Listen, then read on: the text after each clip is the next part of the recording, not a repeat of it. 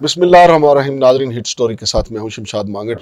ناظرین، سیاست کے حوالے سے پاکستان اور آزاد کشمیر میں ایک جیسی ہوائیں چل رہی ہیں. ایسا لگ رہا ہے کہ پی ڈی ایم کی حکومت جو ہے وہ ادھر اپنے پاؤں پہ کلہاڑیاں مارنے پہ تلی ہوئی ہے، اور ادھر تو جناب سردار تنویر صاحب نااہلی کے بعد بھی اپنے پاؤں پہ لگاتار کلہاڑیاں مار رہے ہیں. حتیٰ کہ اب تو معلومات ایسی بھی سامنے آ رہی ہیں کہ انہوں نے اپنی ہی پارٹی پہ حملہ کر دیا ہے اور پی ٹی آئی کو ہی جوڑ توڑ میں لگے ہوئے ہیں. میرے ساتھ اسٹوڈیو میں موجود ہیں جناب یاسر عارف صاحب.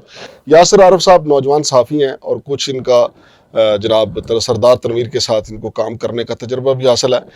یاسر عارف صاحب، یہ بتائیے گا کہ سردار تنویر صاحب کو کیا ہو گیا یار؟ کہا جا رہا تھا کہ بڑا امیر کبیر آدمی ہے اور ریاست کا یہ وزیر اعظم بنے گا، لوگوں کی تقدیر بدلے گی، لیکن یار یہ تو الٹا اپنی پارٹی کے گلے پڑ گئے.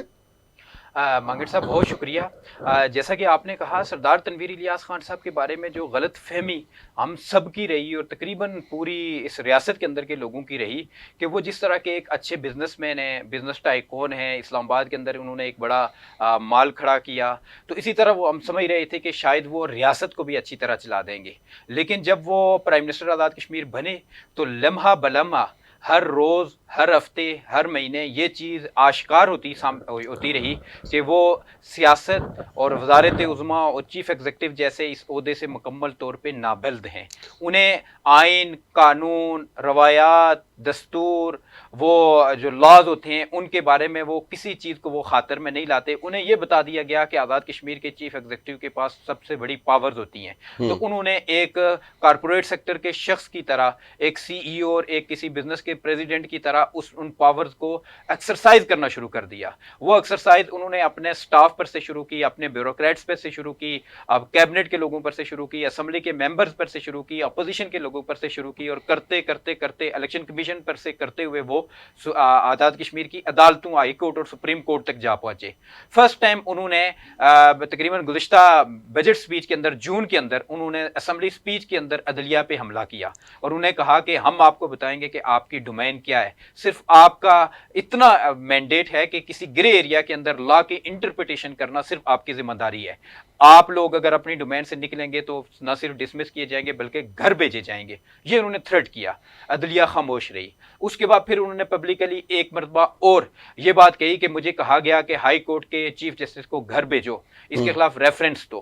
پھر اس کے جواب میں اس وقت کے جو چیف جسٹس ہے سپریم کورٹ کے، انہوں نے واپس اس کو رسپونڈ کیا کہ اس طرح کی کوئی بات ہے تو آپ ریفرنس ہمیں بھیجیں، ہم سپریم جوڈیشل کونسل میں اس کو لے جائیں گے، لیکن یہ باہر بیٹھ کے پبلکلی ہمیں ڈومین بتاتے ہیں. جس دن آپ ہماری ڈومین میں آئیں گے تو پھر آپ کو پتا چلے گا کہ ہماری ڈومین کیا ہے، ہمیں اپنی ڈومین کا پتا ہے. یہ مبینہ طور پہ یعنی اس کا مفہوم تھا. انہیں بتایا گیا کہ آپ ڈومین سے باہر نہ نکلیں، لیکن وہ اس سے باز نہ آئے. نہیں، یہ بھی درست ہے کہ انہوں نے کسی موقع پہ یہ بھی کہا کہ میں ججوں کے دھوئیں نکال دوں گا. یہی ہے نا. پھر تیسری بات بتا رہا ہوں، تیسری اٹیمپٹ انہوں نے آج سے 2-3 ہفتے پہلے میرپور میں کی.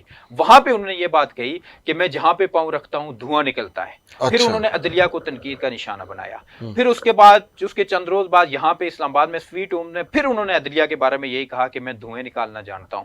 پھر اس کے اگلے روز جب انہیں کورٹ نے طلب کیا تو اس سے پہلے روز پارلیمنٹ میں انہوں نے سوال پلانٹ کروا کے کہا کہ میں نے کہا تھا میں جہاں پاؤں رکھتا ہوں دھواں اٹھتا ہے، تو کل میں نے پاؤں رکھا ہے تو اس کا دھواں اٹھنا شروع ہو گیا. پھر انہوں نے عدلیہ کو ہٹ کر دیا. کل آپ کی پیشی ہے اور آج پھر پلانٹڈ انہوں نے، یعنی مسلسل انہوں نے. نہیں، یہ بات تو یار یاسر مجھے درست لگتی ہے ان کی، وہ جہاں پاؤں رکھتے ہیں دھواں نکلتا ہے. دیکھیں پوری جو پی ٹی آئی ہے کتنی بھرپور اکثریت سے آئی تھی، پوری پی ٹی آئی سے دھواں نکل رہا ہے. پھر آپ کو یہ بھی یاد ہوگا کہ عمران خان جن دنوں میں جنرل باجوہ کے خلاف بول رہے تھے، یہ جنرل باجوہ کے حق میں بول رہے تھے، تو عمران خان کے کانوں سے بھی انہوں نے دھواں نکال دیا تھا. پھر ابھی آپ یہ دیکھیں نا کہ وہاں پہ پی ٹی آئی کی جو حکومت تھی تو دھواں تو انہوں نے نکال دیا ہے، اپنی پارٹی کا نکال تو دیا انہوں نے، اور کس کا نکالیں گے؟ دیکھیں نا، وہ ایک مثال مانگٹ صاحب دی جاتی ہے نا کہ کوئی بچہ تھا نا شرارتی، ہاں جی. بچہ نہیں نوجوان تھا، ہر کسی کے ساتھ جو ہے نا وہ شرارت کیا کرتا تھا شہر کے اندر. کسی کے کپڑے کھینچ لیے، کسی کا کان کھینچ لیا، کسی کو جو ہے نا پیچھے سے پتھر مار دیا. تو ایک کو کہتے ہیں بڑے سنجیدہ استاد گزر رہے تھے، ان کے ساتھ بھی اس نے یہی حرکت کی. تو واپس انہوں نے واپس اس کو کچھ کہنے کے بجائے جیب سے 10 روپے کا نوٹ نکال کے اس کو تھما دیا، یعنی اس کی اپریسیشن کی. اور وہ اس پر سے وہ مزید جو ہے نا ڈٹائی میں آیا. सच्चाई में आने के बाद उसने ये किया कि फिर अगली अटेम्प्ट उसने किसी पहलवान के साथ की, पहलवान में पकड़ के उसे दबोच के उसको वो फेंटी लगाई कि वो हमेशा के लिए जो है ना लोगों के साथ शरारत करना भूल गया। तो मौसूफ ने यही किया, उन्होंने पहले पॉलिटिशियंस को, ब्यूरोक्रेसी को, ये जो सिविल लोग होते हैं अपने स्टाफ के लोगों को मार दाड़ करके कमज़ोर लोगों के ऊपर एक एक्सरसाइज की, वो एक जिसे आप कह सकते हैं कि पहलवान बनने के चक्कर में आगे बढ़ते रहे इदारों के ऊपर उन्होंने जलगारें की, यासर यार मुझे ये बताएं, सुप्रीम कोर्ट में टक्कर गए। यासर यार ये कितने पैसे लगा के वजीर आजम बने थे? इनके बारे में कहा जाता है यार अरबों रुपए लगा के आए थे। ठीक है, मुबैना तौर पे जो कहा जा रहा है इस वक्त के, जो इनके बिजनेस के हवाले से रिपोर्ट्स हैं हमारे पास, के 8 अरब रुपए इन्होंने लगाए इस ओहदे तक पहुंचने के लिए। तो आप क्या समझते हैं 8 अरब निकाले भी या घाटे का सौदा रहा है? नहीं, वो नहीं हो सका, वो टारगेट अचीव नहीं हुआ, क्योंकि इन्होंने कारपोरेट सेक्टर के अंदर के जो वहां पे करनी थी चीजें, मसलन टूरिज्म अथॉरिटी थी, आज़ाद कश्मीर के टूरिस्ट स्पॉट्स को प्राइवेटाइज करके चीजें करना थी, मिनरल्स के हवाले से इनका एक प्लान था। उस वक्त के एक हमारे जर्नलिस्ट हैं अमीरुद्दीन मुगल साहब, उन्होंने एक बहुत अरसा पहले इसके ऊपर एक ट्वीट किया था कि किसी के साथ हेलीकॉप्टर पे जाके इन्होंने नीलम में वो मिनरल्स के जो ज़खायर है उनका मायना करवाया है।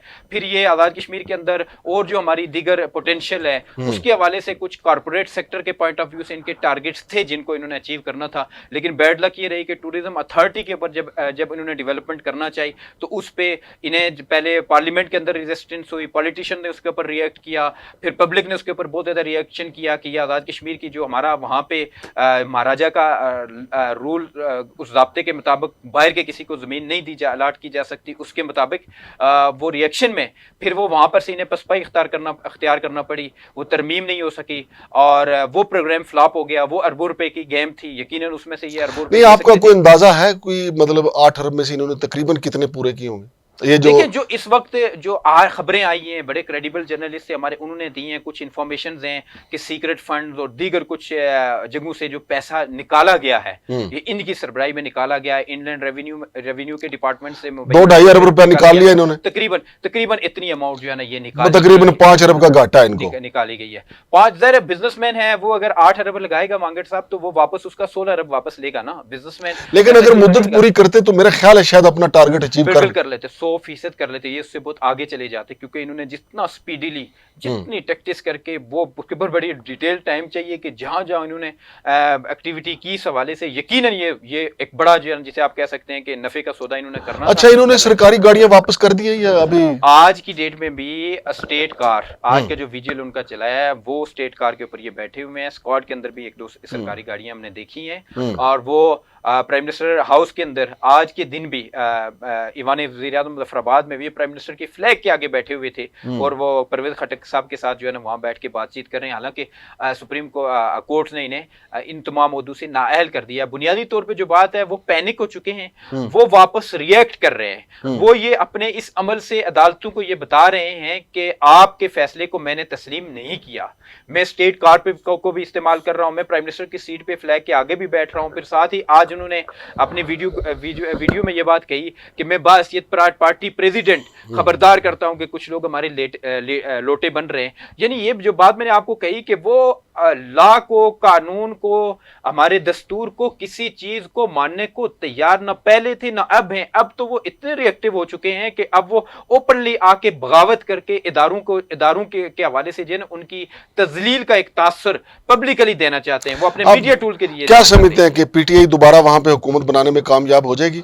देखिए, इस वक्त तो जो हमारी पास इतलात हैं कि पीटीआई के अंदर से एक मुखालिफ धड़ा, मुतारिब धड़े जो थे उनमें उनको मिला के एक जो है फॉरवर्ड ब्लॉक बन चुका है। बैरिस्टर सुल्तान महमूद चौधरी जो आज़ाद कश्मीर के प्रेसिडेंट हैं, जिस दिन आज़ाद कश्मीर के अंदर प्राइम मिनिस्टर सरदार अब्दुल कयूम नियाज़ी खान साहब को बनाया गया था, यानी आप ये कर लें कि गुज़िश्ता साल के दौरान, उस गुज़िश्ता से व्यवस्था साल के दौरान, तो उस वक्त से ही बैरिस्टर सुल्तान महमूद साहब ने अपनी पार्टी के साथ, अपने चेयरमैन के साथ मुकम्मल तौर पर लाताल्लुकी का इजहार कर दिया था और किसी किस्म की वो पार्टी एक्टिविटीज़ के अंदर मुकम्मल तौर पे इन्वॉल्व कहीं भी नहीं थी पार्टी के हवाले से। तो वो एक समझ लें डेडलॉक उस वक्त से शुरू हुआ था। आज आप ये इस चीज़ को समझ लें कि बैरिस्टर सुल्तान महमूद साहब गुज़िश्ता 2 साल से आज़ाद कश्मीर के अंदर पीटीआई का फॉरवर्ड ब्लॉक बनाए बैठे थे, लेकिन वो गैर एलानिया था। लेकिन आज की रात में جو ہماری پاس اطلاعات ہیں کہ وہ انہوں نے فارورڈ بلاک کی جا کے اس کو چیئر کرنا ہے اجلاس کو، اور کل کے دن میں فارورڈ بلاک ہی کا امیدوار جو عمران خان صاحب نے جو امیدوار دیے ہیں وہ سارے ریجیکٹ ہو چکے ہیں مکمل طور پہ. وہ کس نے ریجیکٹ کیے ہیں؟ وہ سب سے پہلے تنویر الیاس خان صاحب نے کیے ہیں، پھر بریسٹر صاحب نے بھی مکمل طور پہ کر لیے ہیں. تنویر الیاس صاحب کیونکہ ان یعنی عملہ نے عمران خان کو آزاد کشمیر کی سیاست سے بے دخل کر دیا، بے دخل کر دیا گیا. اور کل کا یہ جو ڈیسیژن ہوگا اس سے یہ بات ثابت ہو جائے گی کہ عمران خان صاحب کو آزاد کشمیر کے اندر سے مکمل طور پہ فارغ کر دیا گیا ہے، اور ان کو تازہ طور فارغ کرنے میں یہ جو آزاد کشمیر کے اندر ایکٹیویٹی ہوگی اس میں ایک بڑا کریڈٹ سردار تنویر الیاس خان صاحب کو جاتا ہے، کیونکہ انہوں نے عمران خان صاحب کے بھیجے ہوئے ناموں پہ کسی پہ اتفاق نہیں کیا لفافے پر سے، جو نام ابھی دنیا نیوز نے بھی رپورٹ کیا ہے، اور اس کی انہوں نے مخالفت کی ہے، اور انہوں نے ایک اپنا پلان بتایا انہیں جا کے، اور اس پلان پہ تو عمران خان صاحب نے اتفاق نہیں کیا. لیکن ابھی تنویر الیاس صاحب خود سے ایک اٹیمپٹ کر کے کچھ فائنینس پیسے لگا کے وہ چاہ رہے ہیں کہ ایک گروپ کو میں الگ کر کے سنا آج بھی کوئی کافی بالکل آج کے دن بھی جو مبینہ طور پہ اطلاعات ہے ہمارے طور پہ ہمارے پاس کہ اس میں پیسہ مظفر آباد میں پہنچ گیا ہے.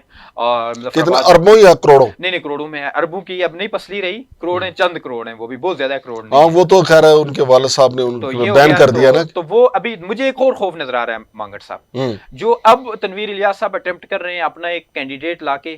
اس کے پیچھے جو ان کی جس طرح کی سوچ ہے وہ یہ ہو سکتی ہے کہ گزشتہ ایک سال کے اندر تنویر الیاس صاحب نے تقریباً 11 ماہ کے اندر آزاد کشمیر کے اندر سے سیکرٹ فنڈ دیگرٹ مداد میں سے جو دھڑا دھڑ پیسہ نکالا گیا، جو فگر اربوں میں ہیں، اب انہیں یہ کہیں خطرہ ہے کہ ایسا نہ ہو کل پیپلز پارٹی کا پرائم منسٹر بڑا سٹرانگ چودھری یاسین آ جائیں اور وہ آ کے کہیں نہ کہیں سے یہ گتھیاں کھلنا شروع ہو جائیں، اس کے نتیجے میں یہ پکڑ میں آ جائیں اور یہ احتساب کے قانون کے تحت کہیں نہ کہیں ان کو جو ہے نا سزا ہو جائے. اس کا خطرہ اور خدشہ تنویر الیاس صاحب کی باڈی لینگویج سے بالکل جھلک رہا ہے. انہیں اپنے اقتدار اور حکومت سے بڑھ کے اس چیز کی اپنی پروٹیکشن کی پڑ رہی ہے کہ میں کہیں اچھا یہ بتائیں یاسر صاحب کہ جو ریٹ یہ اوپر لے گئے ایم ایل اے کا آزاد کشمیر میں، ایم ایل اے سستا ہوگا آزاد کشمیر میں یا یہاں نہیں ہوگا؟ اس بار میرے خیال میں ان کے جو لگائے ہوئے پیسے جو ہے نا ماسوائے 2-3 لوگ ہیں جن کے بارے میں سب کو پتا ہے، 3-4 لوگ ہیں جو ابھی تک کی ہمیں بات سمجھ آ رہی ہے، اس کے علاوہ کوئی پیسہ لے گا نہیں. کیوں کہ ماضی میں بھی انہوں نے پیسے دیے، پیسے دینے کے بعد پھر لوگوں کو یہ کہا کہ میں نے جس چیز کو پیسے دیے میں کلوایا، ایک پروپیگیٹ کروایا. اس کی ان کی ویڈیوز ہمارے پاس موجود ہیں. نجی محفلوں میں ذکر کرتے رہے وہ، کیونکہ ذکر کر دیتے ہیں پیسہ کہ میں نے اس کے اوپر اتنا پیسہ لگایا ہوا ہے. خود بھی انہوں نے ایک پریس ٹاک میں کہا تھا کہ مجھ سے زیادہ کون خوش رکھ سکتا ہے ان ایم ایل اے کو، ان کے لیے ہم نے کیا کیا نہیں نچھاور کیا. تو لوگوں کو اب یہ پتا ہے کہ ان سے پیسہ لینا جو سمجھدار ایم ایل اے ہیں، جو چاہیں بھی اگر خواہش ہو تو انہیں پتا ہے کہ یہ بعد میں اپنے آپ کو ایکسپوز کرنے کے مترادف ہے، یہ کسی بھی وقت واپس پلٹ کر اٹیک کر سکتے ہیں. اس لیے یہ پیسہ اس بار ان کا کارگر نہیں ثابت ہوگا. اس بار ان کے ہاتھ سے یہ گیم تقریباً نکل. اگلا متوقع وزیر اعظم کون ہے؟ دیکھیں